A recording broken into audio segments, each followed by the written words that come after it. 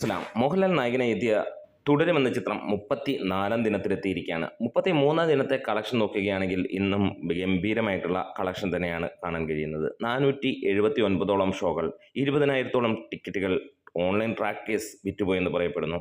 30 ലക്ഷം രൂപയ്ക്ക് മുകളിൽ tracked collections വരുന്നു. അതായത് ഇന്നും 50 ലക്ഷം രൂപയ്ക്ക് അല്ലെങ്കിൽ 45-50 ലക്ഷം രൂപയോളം കളക്ഷൻ വന്നു എന്നുള്ളതാണ്. കോരിച്ചൊരിയുന്ന ഈ ഒരു പേമാരിയിലും ജനങ്ങൾ ഇടിച്ച് തിയേറ്ററിലേക്ക് കയറുന്നു. സിനിമയ്ക്ക് ഗംഭീരമായിട്ടുള്ള ആ ഒരു സ്റ്റഡി കളക്ഷൻ നിലനിർത്താൻ കഴിയുന്നു. ഒന്നും രണ്ടുമല്ല, 30 ദിവസങ്ങൾ, ഒരു മാസം പിന്നിട്ടുമ്പോഴും 15% ഒക്യുപ്പൻസിയിൽ സിനിമയ്ക്ക് വർക്കിംഗ് ഡേയ്സിൽ പോകാൻ കഴിയുമെങ്കിൽ വരുന്ന ശനി ഞായർ ദിനങ്ങളിൽ എന്തായിരിക്കും അവസ്ഥ എന്ന് നമുക്കറിയാം.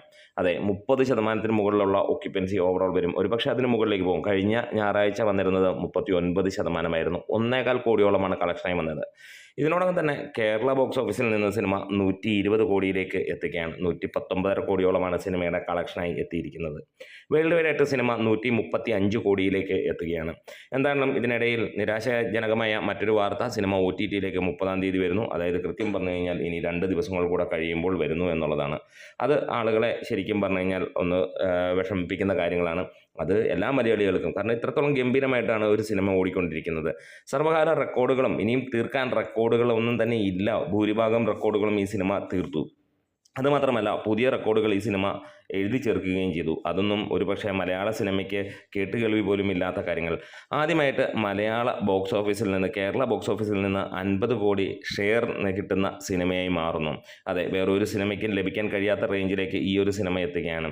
അതുകൂടാതെ മലയാളികളെ എല്ലാവരെയും ഒരേ സ്വരത്തിൽ തന്നെ മികച്ച സിനിമ എന്ന് പറയുകയും, വെറുതെ പറയുക മാത്രമല്ല, ഒരിക്കൽ കണ്ടവരെ പിന്നീട് ഒന്നും കൂടെ, അതായത് യൂത്തിനെ മാത്രമല്ല, വീട്ടിൽ ഇരിക്കുന്ന സീരിയലോ അല്ലെങ്കിലൊക്കെ കണ്ട് വീട്ടിൽ ഇരിക്കുന്ന സാധാരണ ഉള്ള ആളുകൾക്ക് അവരെ പോലും ചിന്തിക്കുകയാണ് ഒരിക്കൽ കൂടെ കാണാൻ കൊള്ളാം എന്നുള്ളത്.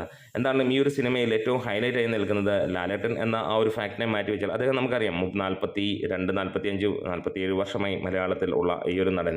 അതുകൂടാതെ നമുക്ക് അദ്ദേഹത്തെ ഒന്ന് മാറ്റി നിർത്തുകയാണെങ്കിൽ വളരെയധികം വലിയ രീതിയിൽ ഇമ്പോർട്ടൻസ് കിട്ടിയ നടനാണ് നമുക്ക് ഇവിടെ ആ ഒരു ജോർജ് സാർ എന്നുള്ള, അതായത് 36 വർഷമായടാ ബെൻസേ, ആ ഒരു പറച്ചിൽ ഇന്ന് ഓരോ വീട്ടിലും ഓരോ യൂത്തിലും അതേപോലെ തന്നെ ഓരോ കുട്ടികളുമൊക്കെ അത് അനുകരിക്കുന്നു.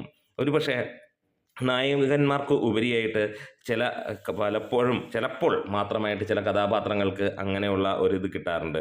അതുതന്നെയാണ്, നിന്നെ കാണാൻ ജോർജ് സാർ ഇവിടെ വന്നിട്ടുണ്ടെങ്കിൽ ആ ഒരു ഡയലോഗുമൊക്കെ ഇന്ന് സോഷ്യൽ മീഡിയയിൽ തരംഗം തന്നെയാണ്. എത്രത്തോളം ഷോട്ടുകളും അതേപോലെ തന്നെ ഇൻസ്റ്റഗ്രാമിലുമൊക്കെ നമുക്കത് കാണാൻ കഴിയുന്നു. പലരും അഭിനയിച്ച് തകർക്കുന്ന ആ ഒരു വേഷം. എന്താണേലും അതുകൂടാതെ ബിനു പപ്പു മറ്റൊരു ആ ഒരു വേഷം, അതേപോലെ തന്നെ ശോഭന, നമുക്കറിയാം ശോഭനയുടെ പ്രസൻസ് തന്നെ മതി. മോഹൻലാൽ ശോഭന കോമ്പിനേഷൻ തന്നെ മതി ഈ ഒരു സിനിമയെ ഏറ്റവും മുകളിലുള്ള റേഞ്ചിലേക്ക് എത്തിക്കാൻ. അത് മലയാളികളുടെ ഒരു സ്വകാര്യ അഹങ്കാരം തന്നെയാണ് ആ ഒരു താരജോഡി എന്നുള്ളത്. അതെല്ലാം നമ്മൾ ഈ ഒരു സിനിമയിൽ കാണുകയാണ്. ഒരു റീക്യാപ്പ് പോലെ ചിന്തിക്കുമ്പോൾ എന്തായാലും ഒന്നുമല്ലാത്ത ഒരു ചിത്രം വന്നു എല്ലാമായി മാറിയ ചിത്രമായി മാറുന്നു. ആദ്യം ഈ സിനിമ ഇറങ്ങുമ്പോൾ പലരും പറഞ്ഞിരുന്നു ഈ ഒരു സിനിമ ഓടുമോ, എന്തിനാണ് ഏറിയയിൽ പോലും അവർക്ക് അത്ര ഒരു തൃപ്തി നമ്മൾ കണ്ടിരുന്നില്ല. എന്തിന് OTTക്കാർക്ക് വേണ്ട എന്ന് പറഞ്ഞ സിനിമയുടെ റിലീസ് മാറ്റിവെച്ച് ഇന്ന് OTTക്കാർ അതിന് ക്യൂ നിൽക്കേണ്ട അവസ്ഥ തന്നെയാണ് നമ്മൾ കാണാൻ കഴിഞ്ഞത്. കേരളത്തിൽ നിന്ന് മാത്രമായിട്ട് അറിയാൻ കഴിയുന്നു വന്നിരിക്കുന്നത് 77 ലക്ഷത്തോളം ടിക്കറ്റുകൾ വിറ്റുപോയെന്നാണ്. 45,000-ന് മുകളിലുള്ള ടിക്കറ്റുകൾ ഓൺലൈനിൽ അല്ലെങ്കിൽ ബുക്ക് മൈ ഷോയിൽ മാത്രം വിറ്റുപോയെന്നുള്ളതും നമുക്ക് കാണാൻ കഴിയുന്നു. അങ്ങനെ മിന്നിക്കുന്ന പ്രകടനമാണ് സിനിമ കാഴ്ചവെച്ചിരിക്കുന്നത്. നമ്മുടെ വീഡിയോസ് ഇഷ്ടമെങ്കിലും സപ്പോർട്ട് ചെയ്തണം. ലാൽ സലാം.